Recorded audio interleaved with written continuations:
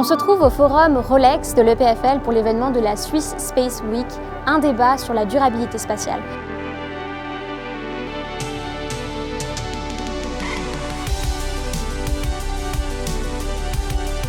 On a débattu sur les sujets du tourisme spatial ou encore des constellations en basse orbite comme Starlink et pour finir la militarisation de l'espace qui est un sujet d'actualité.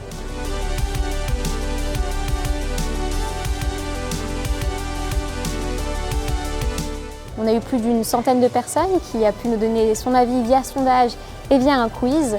Et on a aussi eu la chance d'avoir l'astronaute suisse Claude Nicolli à nos côtés.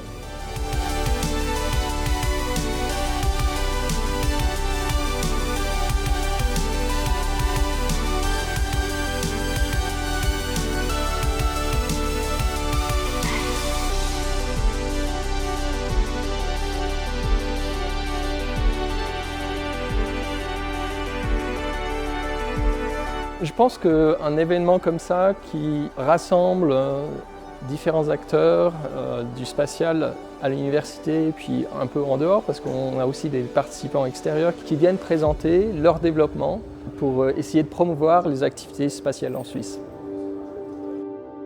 Des conférences très variées, bien sûr tout autour du spatial. Présentées par quasiment toutes les associations de spatial de l'EPFL et notamment des laboratoires. Et donc c'est une super opportunité pour chacun de se connaître et de découvrir ce que font les autres. Des personnages en soi assez importants peuvent aussi transmettre un peu leur savoir et leur perspective.